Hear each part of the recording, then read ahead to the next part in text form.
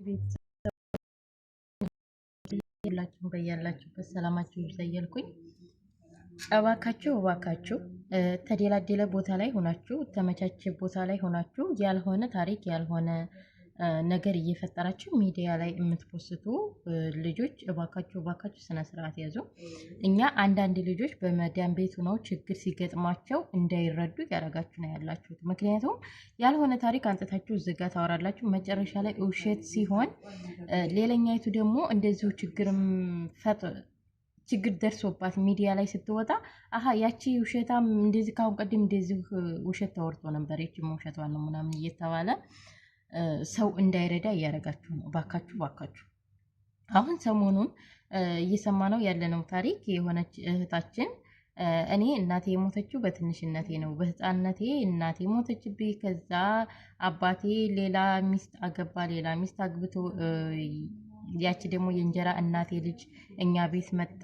እኔን ለመርፈር ምናምን ሞከረ። እንዲሁም በአጋጣሚ አንድ ቀን ደግሞ ወንድሜ ከእናት ከአባቴ የሚወለደው አንደኛው ወንድሜ በድንገት ይቺ እንጀራ እናቴ ደፈረኝ ብላ ኦኦ አለች። ከዛም አባቴ መጣ። እንዴት ታደርጋለህ ምናምን ብሎ ወንድሜ እንደበደበው ምናምን። ከዛ በኋላ ወንድሜ ተሰደደ፣ በስደት ሄደ፣ በባህር ሄደ። በባህር ከሄደ በኋላ ደግሞ ብር ላኩልኝ ብሎ ደወለ። ብርም ሳይላክለት ቀርቶ ሞተ ምናምን። በቃ ዞሮ ሙሉ ታሪኩን ሰምታችሁታል ማለት ነውና እኔም ከጊዜ በኋላ የእናቴ የእንጀራ ልጅ ደፈረኝ። የእናቴ የእንጀራ ልጅ ከደፈረኝ በኋላ ደግሞ እኔ ከቤት ወጣሁኝ። ምክንያቱም ወንድ መጥቶ ነው የደፈራት ምናምን ብለው የደፈረኝ ልጅና እናቱ ለአባቴ ያልሆነ ነገር ነገሩት። ከዛም አባቴ ደበደበኝ፣ ከቤት አስወጣኝ። ከቤት ወጥቼ ፍቅረኛ ነበረኝና በበፊትም ትምህርት ቤት የተዋወቅኩት ነበረ።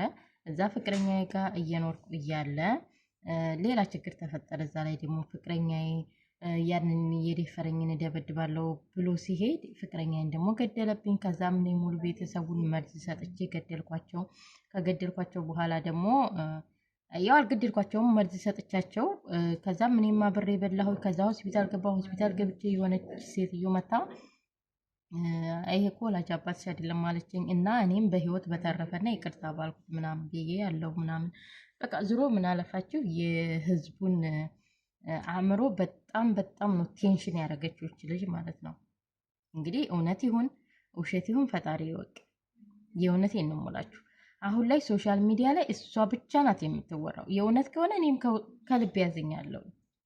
ነገር ግን የውሸት ከሆነ ለፎሎ ብላ ከሆነ ይች ልጅ እንደዚህ ያለችው እሷም ለህግ ትቅረብልን፣ እንትኗም ይሄ ፎሎዋም ሪፖርት ተደርጎ ይዘጋለን።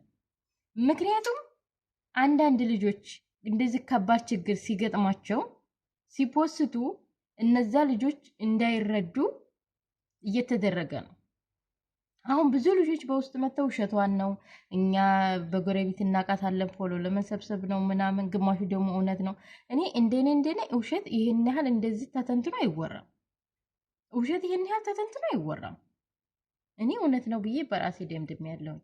እውነት ከሆነ እባክሽን ውጪ ሚዲያ ላይ አሁንም 27 ቀን ይቀረኝ 28 ቀን ይቀረኝ እያልሽ ነው። እሱ አንቺ ባልሽው ሳይሆን የምትሞችው ፈጣሪ ባለው ነው። ፈጣሪ በዚች ሰዓት በዚች ቀን ትሞቻለሽ ካለሽ ትሞቻለሽ እንጂ ገና አንቺ ስለወሰንሽ ወይም አንቺ ስለፈራሽ የሚሆን ነገር አይደለም። ስለዚህ ውጪ እኔ ነኝ በይ። የሚረዳው ነገር የሚከፈለው መስዋዕትነት ተከፍሎ ተረጂ። እንዲሁም ደግሞ በመዳን ቤት እየሰራችሁ እያላችሁ ተስፋ እየቆረጣችሁ ባልሆነ ነገር ወይ ከባሎቻችሁ ጋር ትጣላላችሁ፣ ወይ ብራችሁን ቤተሰብ ይበላባችኋል፣ ወይም ኢትዮጵያ ላይ ቤት ትሰራላችሁ፣ ያ ቤታችሁ ይወረስባችኋል፣ ይፈርስባችኋል።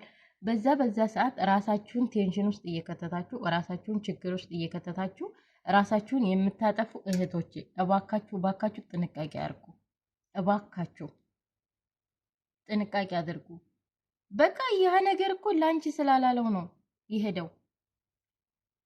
እኔ ልንገራችሁ በራሴ ራሱ በእርግጥ እዚህ ጋር ይሄ እንዲህ ነው የኔ የህይወት ታሪክ ከዚህ ተነስቼ ነው እዚህ የደረስኩት ብዬ ማውራት አልፈልግም። ምክንያቱም ያ ቀን ገና ነው።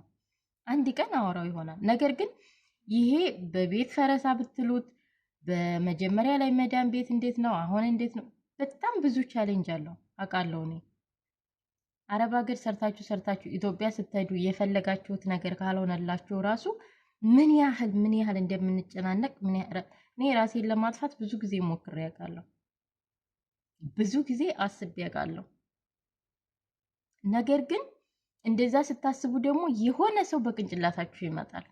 የሆነ ወይ የምትወዱት ሰው ይሆናል፣ ወይ የሆነ አደራ የሰጣችሁ ሰው ይሆናል፣ የሆነ ኃላፊነት የሰጣችሁ ሰው ሊኖር ይችላል። ያ ሰው በአእምሯችሁ ሲመጣ ያን ነገር እንትን ትላላችሁ፣ ታቆሙታላችሁ ማለት ነው። እና ስለዚህ እባካችሁ ራስን ከማጥፋት ምንም አይገኝም እኮ ነገ ሌላ ቀን ነው። አሁን ሐምሌ ሙሉውን ዝናብ ሆኖ ነሐሴ ዝናብ ሆኖ በመስከረም ፀሐይ ትወጣለች። መስከረም ሲነጋ ትሳስና ጠር ላይ ፀሐዩ በጣም ኃይል አለው እኛ ሀገር ማለት ነው። ስለዚህ ያንን ክረምት ያንን ጭቃ ያንን ዝናብ በትዕግስት አሳልፎ ነው ገበሬው ፀሐዩን የሚያገኘው ማለት ነው። እና ስለዚህ እኛም ብንሆን አረብ ሀገር ስንመጣ ከትንሽ ነገር ተነስተን ትልቅ ነገር እንደምንደርስ ራሳችንን ማሳመን አለብን። የሆነ ችግር ሲፈጠርባችሁ ሩጣችሁ በቃ ራስን ለማጥፋት የሆነ ሰው ለመጉዳት ምናምን አታስቡ። ራስ ከማጥፋት እኮ ምንም የሚገኝ ነገር የለም። አሁን የሆነች እህታችን ራሱ ሳውዲ አረቢያ ትናንትና ራሴን ላጠፋ ነው እያለች ይሄው አሁን ላይ ቲክቶክ ላይ ብትፈለግ ጠፋች። በቃ ጠፋች። ራሴን ላጠፋ ነው ማለት ጠፋች። እንዲሁ የሆነች እህታችንም እንደዚሁ መዳሟ ጋር ተጣልታ ደሞዝ አልሰጥሽም ብላት እንትን ምንድነው በረኪና ልትጠጣ በረኪናውን እንደዚህ እንደያዘችው አረቦቹ አይተዋት ወደ ሆስፒታል ወሰዷት። አሁን እዛ ሆስፒታል በፖሊስ ቁጥጥር ስር ነው ያለችው። አስቡት። በቃ ደሞዝ አልሰጥም አሏችሁ። የአንድ ወር የሁለት ወር ካገሱ። ከዛ ከቤት እንደምንም ብላችሁ መውጫ መንገድ ፈልጋችሁ ውጡ እንጂ ራሳችሁን ብታጠፉ እኮ ራስ ከማጥፋት እኮ ምንም የሚገኝ ነገር የለም። እዚህ ምድር ላይ እየሰራችሁትም ኃጢአት እንደገና ኃጢአት ሰርታችሁ ነው ደግሞ ወደዛ የምትሄዱት። እና ስለዚህ ራሳችንን እንቆጣጠር፣ ራሳችንን ከእንደዚህ አይነት ነገር እንጠብቅ። የእውነቴን ነው የምላችሁ። እኔ ይቺ ሀና የምትባል ልጅ ማለት ነው እውነቱ መውጣት አለበት።